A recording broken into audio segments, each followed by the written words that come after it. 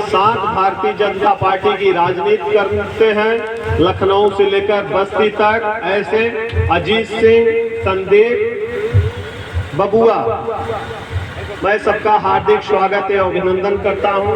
आप लोगों इस ग्राम सभा वासियों का मैं सर झुकाकर अपनी तरफ से, अपनी पार्टी की तरफ से, भारतीय जनता पार्टी की तरफ से, यहाँ के प्रत्याशी माननीय सांसद हरीश द्विवेदी जी की तरफ से आप लोगों का हार्दिक स्वागत एवं अभिनंदन करता हूँ। बहुत बड़ी संख्या में यहाँ हमारी माताएं बहनें उपस्थित हैं, नौजवान साथी उपस्थित हैं। हम लोग छात्र राजनीति से राजनीति में इस पार्टी में अपनी इस पार्टी की विचारधारा से प्रेरित होकर काम कर रहे हैं। नौजवान साथियों, माताओं और बहनों, मुझे कहने में हिचक नहीं हो रही है, कोई भी संकोच नहीं है कि अब पहला देश का प्रधानमंत्री नरेंद्र मोदी जी हैं जो पूरी दुनिया में भारत का मस्तक ऊंचा करने का काम किया है। आप लोगों को याद होगा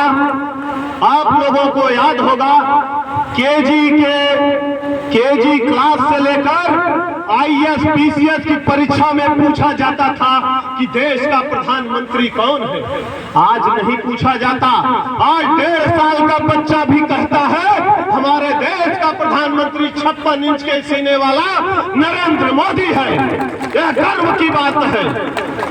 आप लोग सोच रहे होंगे कि हाँ, हरीश द्विवेदी जी चुनाव लड़ रहे हैं। हरीश द्विवेदी जी चुनाव नहीं लड़ रहे हैं मित्रों, यह देश का भाग्य, इस देश की तकदीर चुनाव लड़ रहा है।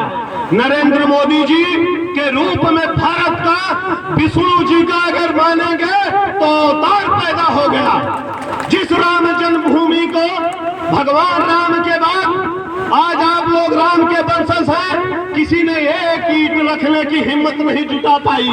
इस आजाद भारत में दुनिया की निगाहें टिकी रहती थी, सारे मुगल देशों की निगाहें इस अयोध्या पे टिकी रहती थी, लेकिन आज तक किसी माई के लाल में हिम्मत नहीं हुई, इस खून में, किसी के खून में उबाल नहीं आया कि इस राम जी की जन्मभूमि पर मंदिर बनाकर उनको एक मकान देने का काम करे।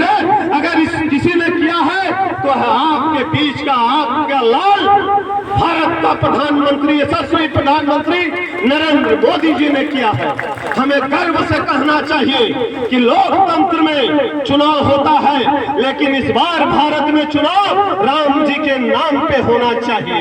मैं आप लोगों से कहना चाहता हूं, मैं इतनी दूर से चल के आया हूं, मैं आपसे आह्वान करना चाहता हूं मित्रों, माताओं, बहनों, बुजुर्ग से आशीर्वाद लेकर यह कहना चाहता हूं कि आज तक ऐसा चुनाव न हुआ है, न भारत में होगा।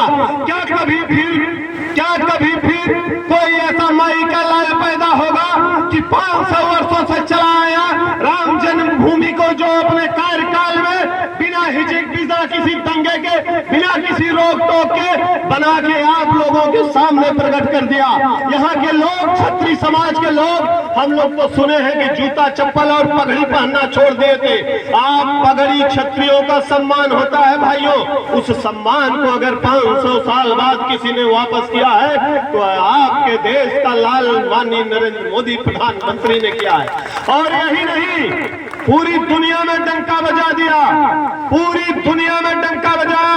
यही नहीं बनाया मंदिर, राम जी का मंदिर विदेश में जहां 90% आबादी मुसलमान है, अबू धाबी में भी बना के आपका और आपके भगवान का मस्तक ऊंचा कर दिया। ऐसे यशस्वी प्रधानमंत्री को अगर हमें अपने शरीर का खून भी देना पड़े तो हम पीछे नहीं हटने वाले हैं। ये तो मतदान है, मतदान 100% करिए।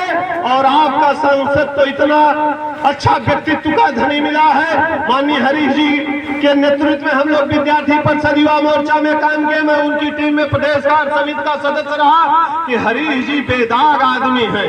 ऐसे नेतृत्व को आप लोग स्वीकारिए और किसी के बहकाव में न आकर आप लोग 25 तारीख को कमल के बटन का ऐसा बटन दबाइए कि मशीन भी फेल हो जाए।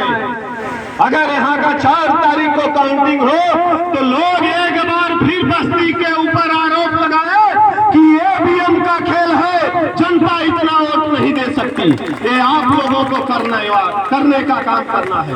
आप लोगों को कहने में मुझे कोई ऐसी ढेर से योजनाएं प्रधानमंत्री जी के कुशल नेतृत्व में चल रही है। हम लोग निमंत्रण करके अगर जाते थे रात में, सांसद जी काफिला लंबा रहता है, हमारे बड़े भाई, हम लोग छोटे भाई पीछे गाड़ी में बैठे रहते थे, माताएं और बहनें खुले में नहर के किनारे, रोड के किनारे शौचालय करती थी। हम लोगों का सर शर्म से झुक जाता था।